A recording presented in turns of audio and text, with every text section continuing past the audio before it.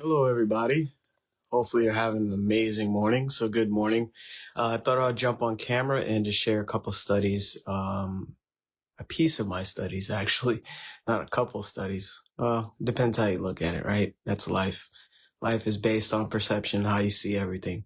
So, speaking of perception, I went live here yesterday, and for some strange reason, Facebook does not allow some live post to show up. So, here I am again. And let this be an example for you, never to let circumstances or results dictate how you think and feel, and never let you hold yourself back. Basically, never hold yourself back. Continue to be consistent toward your higher self. So what am I talking about today is who you're becoming. And I love this quote where it's not who you think you are, it's who you think you're not. And when you really think about that quote, a lot of us don't think we are that version of us with the things that we want and or desire. And there's a separation there, right? So let this kind of wake you up today to help you shift a couple things internally. That's where everything starts, on the inside. All right. So, and I know this will post in this group. All right. So let me share a couple things. The goal of most leaders is to get the person to think highly of themselves as a leader, but the goal of the exceptional leader is to get the person to think highly of themselves. That is so important. So important to think highly of themselves. So you're actually bringing out the best out of that person. And speaking of that, every one of you are amazing. You're powerful, you're special, you're creative, you're intelligent. You have unlimited potential and you can create whatever it is that you want in your life. And I know that. And I believe in you. So take a moment right now and think of one person in your industry who, in your opinion, would stand head or shoulders above everyone else in your industry when it comes to leadership. That is a person you want to model. So you want to model this type of person that you feel is just clearly a leader in whatever field that you're in. You have to really, really observe this person. And obviously you admire them, right? So it's always important to find someone you admire in the industry that you are growing in, right? Or that you dedicate your life to. So focus on their strengths, the characteristics that enable them to master their craft. So you want to focus on their strengths and their characteristics to make them the abundant selves that you see now, right? So, and just write that name of that person down so you know who you're focusing on. That's an action step, by the way. So Bob, this is Bob talking, Bob Proctor. He says, Earl Nightingale was a name that came to my mind close to 40 years ago. So he began to study his personality and ultimately ended up working with him, right? So he watched how he worked, became familiar with the books he studied, how he approached the goals that he worked toward. So this is key. You'll understand more about that person as you study at this level, right? He studied his personality. How does he speak to people, right? How does he introduce himself? What is his confidence level, his self-image, right? He even studied how he worked. What was his work ethic? How disciplined was he? How consistent was he? How did he make decisions? So, and how he approached goals. And my clients know the 6 action steps toward a $25,000 idea, and sticking with that and how important that is to shaping your entire future. So this was something that Lloyd Conant, Earl Nightingale, and Bob, they all adapted this in their lives, and they created tremendous success and a big impact, millions of people. All right. So to continue here, there's another action step. It says, in the space provided, write a short directive toward yourself, to yourself, stating that you want to learn about the person you plan to emulate and how can you begin to meet. So write a short directive to yourself stating that you want to learn that you want to learn about the person you plan to emulate and how you can begin immediately, right? So this bird has been visiting me a lot. So, energy. So listen to this. The first 40 hours you work in a week are designed to take care of life's necessities. This is important because Bob got this from Lloyd Conant. He says, Lloyd Conant, who I will be making further reference to in this lesson, was another wonderful model. Most of the great lessons in business I learned from Lloyd. He had a wonderful philosophy. I remember him saying many times that the first 40 hours you work in a week are designed to take care of life's necessities. If you want the extras, you'll truly have to go the extra mile and forget the clock. Wow, that was a huge transition for me because all I knew was the clock. Working traditional jobs your whole life, all you know is clocking in and clocking out, being there on time, for your lunch, your breaks, etc., and leaving. Well, I used to work overtime and not get paid for it, but that was part of my paradigm. That wasn't my employer's fault. That was my fault for letting it happen. So really think about that. You forget the clock, and you actually naturally do that when you fall in love with your goal and what you're doing in life. So this is basically a story where he talks about how Earl Nightingale found work in the middle of the Great Depression where everyone was seeking work. So he said he selected a kind of business he felt he would like to work in. So first, find what kind of business or industry you want to work in, right? And in which he could build his career. He then devoted a month to finding out all he could about that particular business. So obviously it's market research.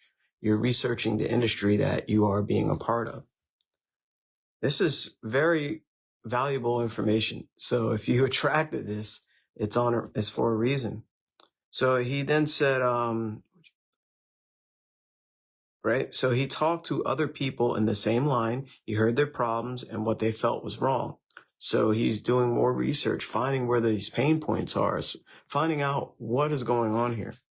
He talked for hours, asking questions about what they felt was needed and so on. He went to the public library, more research, and read everything he could find on that industry. So he educated himself. And then he began to think of ways and means by which this business might be improved. So how could this specific business in this industry be improved? So, when he was ready and he finally made his call on the company for which he had decided to work, instead of asking for a job, he said something like this, quote, I believe I know of several ways in which your business can be greatly increased, and I'd like to talk to you about them. Plain and simple, right? End quote. So he now knew a good deal about the man's problems, permitted him to talk intelligently. So I hear a lot of people say, wow, Jamel, you talk very well about personal growth and personal development. And I study it a lot.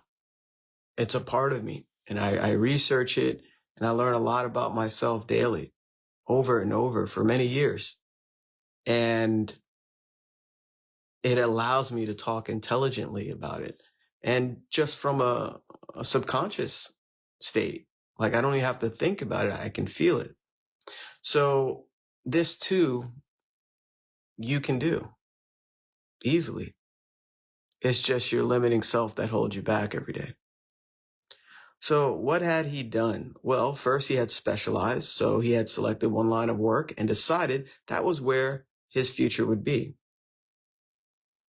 I like this. The jack of all trades and master of none was a man who suffered during the Depression. So a jack of all trades and a master of nothing, right?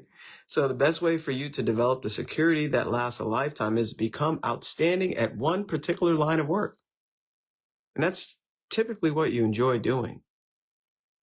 As long as you're in the top 3% of the people in that industry, you'll always be in demand. You will be wanted and needed. Listen to that. And he goes on to say, look at it this way, regardless of economic ups and downs, regardless, The industry of which that line of work is a part will continue to operate. It won't shut down completely. And then he goes on to say, as long as you're in the top 3% of that industry, you'll be in demand. So this is increasing your ability to do it. And what is it for you? What do you want to do with your life? What do you want to do with your life? Where are you going with your life? What will bring you fulfillment and joy? So answer those questions for yourself. So he says one half of the equation has to do with the business or industry you're in, and the other half has to do with people, the people you'll be leading. So obviously, in whatever industry you choose, you'll be leading people. So in some industries, you won't be. It depends how you see yourself, right? So others feel at ease. So if there's one secret in leading people, it is to generate an atmosphere in which others feel at ease and appreciated. Who doesn't want to feel appreciated? I appreciate you. I appreciate all of you here every day, right? So, and of course you feel at ease. I hope you do. So he says leaders have a highly evolved will, right? That is the intellectual factor that gives us the ability to concentrate. So what is the will? The will gives you the ability to hold an image on the screen of your mind despite all circumstances and conditions. It allows you to have that image in your mind, regardless of what's happening. So let me turn this back on so that way I'm not getting a bunch of phone calls while I'm live here. So listen to this. The truly effective leader in the new economy will know when to be which, originator or executive. So that's when you're able to create a decision, basically an idea, or be open to others' ideas that may supersede yours, right? So a leader knows when to be which. It knows when to receive something, an idea that will support the original idea in a greater effective manner. So the effective leader clearly understands how to develop what is sometimes referred to as a composite personality. So this is called composite personality. Listen to this. That is where two or more people are working together as one unified power. That was Lloyd Conant's real strength. So notice this group is living my abundant life every day. So this is basically that one direction we're going. It's a unified power going in the same direction. Do you really want to live abundantly? Right? Or we're all moving in that direction. Actually, we're already there. So, I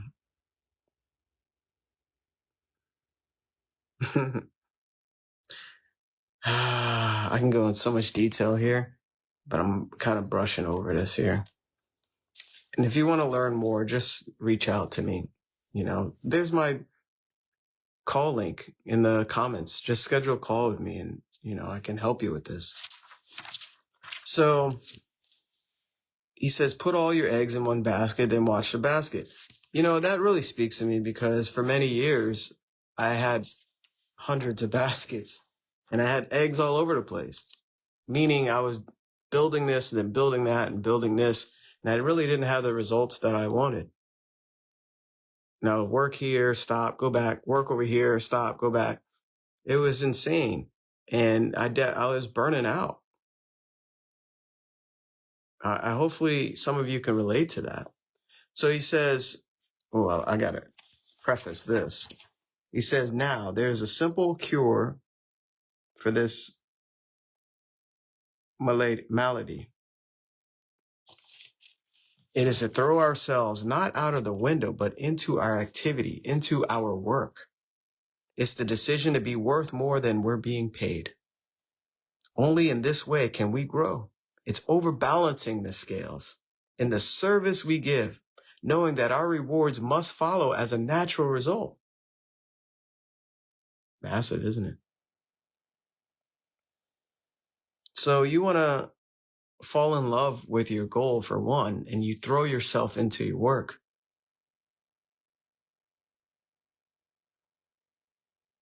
You must marry the goal, and you're becoming worth more than what you're receiving.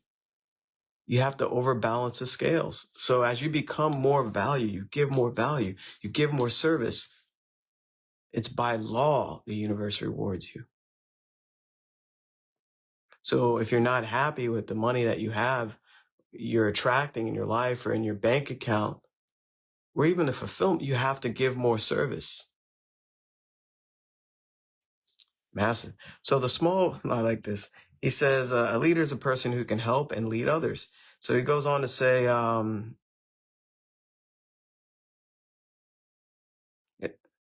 he says different examples. It's the father who shows by example that any job worth doing is worth doing well. It's the student who studies to learn, not just to get the grade, who has a mind of his own and sets the pace for his fellow students. It's the farmer whose farm sets an example in their area. And the small business person, I know a lot of you are entrepreneurs, the small business person whose business continues to grow and prosper with the passing years. A leader is a person who realizes the importance of becoming bigger and better person with the passing of every day, week, and month. Oh, I got to underline that. See some parts I miss here. I mean, of course, I read all of it, but this speaks to me today. Hopefully, it's speaking to you. So a leader is any person who realizes the importance of becoming a bigger and better person with the passing of every day, week, and month. A leader takes the responsibility of their own growth. They're a planner, a thinker, a doer. Listen to that. I'm going to underline that too. So you have to have a plan, right? Obviously, you're thinking about it. And a doer, most important, a doer. A lot of you just study and read books all the time and do affirmations and wish and hope, but not taking any type of action towards your higher self. So simply fix your eye upon your goal, visualize it with every ounce of your being, and courageously set out toward it. Maintain a cheerful, helpful attitude toward everyone. That is so good. Courageously set out toward it. So what is your goal? And what do you want? What's your goal? So effective leaders create an atmosphere where people want to follow them, right? So obviously, if I didn't have a good title or share some type of value in this group, if I didn't do posts, if this is an atmosphere. It's an environment. So the leader actually causes or provokes the follower to activate their inductive reasoning factor. Now we're talking about composites, where you're helping someone move out of their comfort zone, essentially, out of a place they've been stuck in. So the leader actually causes or provokes the follower to activate their inductive reasoning. So what I'm sharing here is getting you to think differently. It's getting you to feel differently. I'm activating your inductive reasoning factor. You're starting to create ideas in your mind when I say, what is your goal? What do you want in your life? What do you want to do? So in the vernacular, we say they begin thinking about the leader's idea, right? So thinking leads to a more serious form of thought. Listen to that. Thinking leads to a more serious form of thought.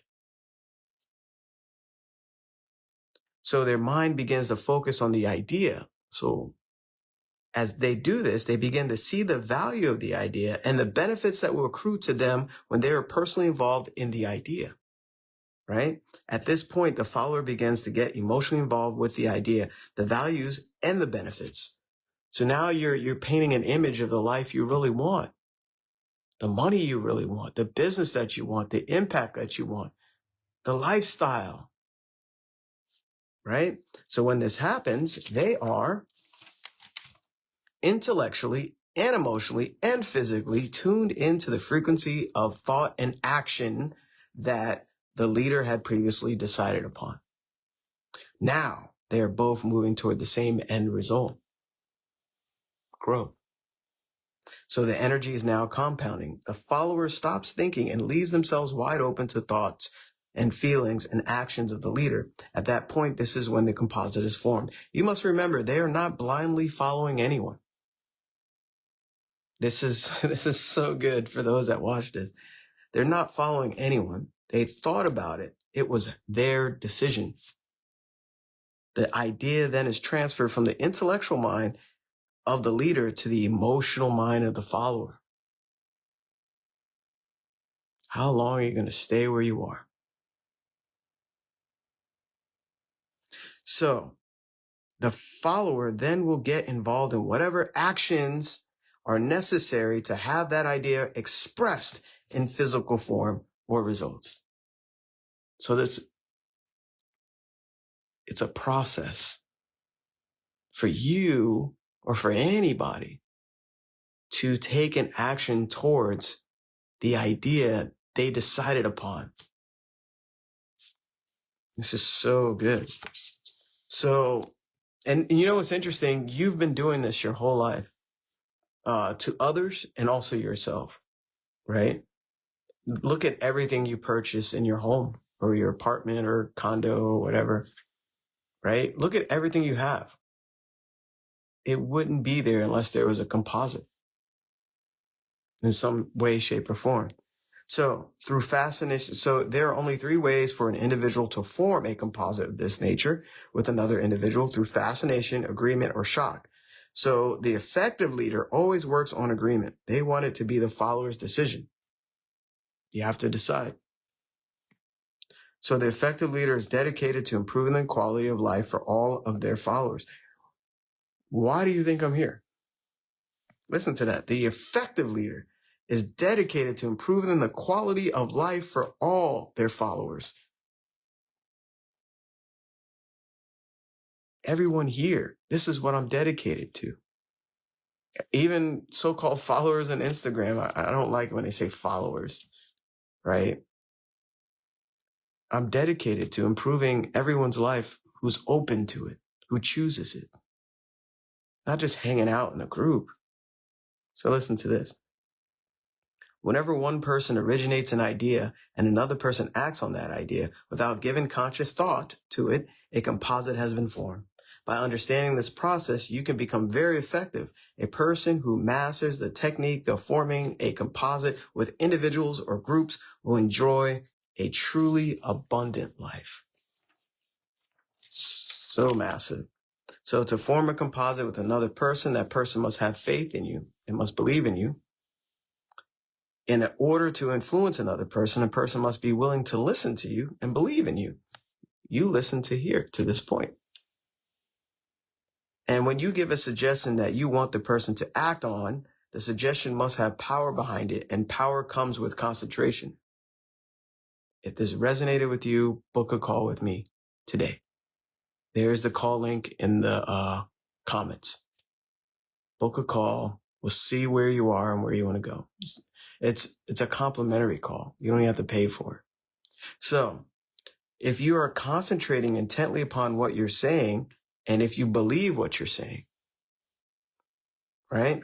So before the composite is formed and the other person is receptive to your suggestion, their inductive reasoning factor, their so-called thinker, must be shut down or set aside. Listen, I'm giving you like diamonds here, acres of diamonds. So here are a few simple rules that you can follow, which are sure to make you more effective in developing an atmosphere and building a composite personality. So listen to this. Ask questions and listen intently. Number 2, have a confident bearing. 3, be direct. 4, be sincere. 5, be friendly. 6, be a good finder. 7, harness criticism. 8, increase other self-esteem. And 9, call them by name often. Okay? So those are a couple of things that you can utilize. And to give a suggestion that will stick, you must have figured it out in advance. The suggestion must be given when the person is listening to you and not when they're thinking.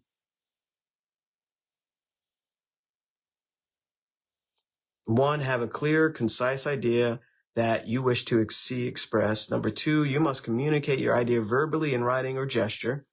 And number three, if given verbally, the suggestion must be given in an authoritative tone of voice. Always remember the subconscious mind works in a deductive manner, meaning it just receives. Number four, the suggestion must be complete in its entirety because the subconscious mind does not reason or think. It merely acts or obeys.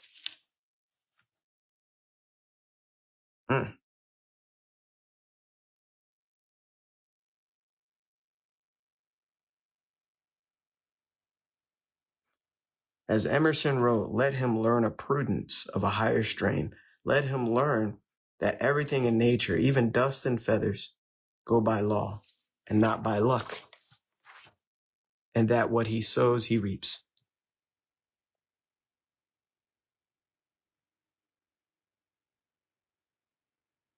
And I'll read this as well. Look about you right now. Take stock of your present situation. Look at your present situation, because it's nothing more nor less than the result of your past sowing. Are you happy with it? Is it what you want? Then you know what you must sow today and tomorrow and the next day. And in the sowing, rest in the calm, serene, and cheerful certainty that having sown, you will then reap the rich results, the abundant harvest. And I like how they mention abundant. That's what this whole group's about, living abundantly. And the only way to live abundantly is to sow abundantly. That's so good. You must sow today and tomorrow and the next.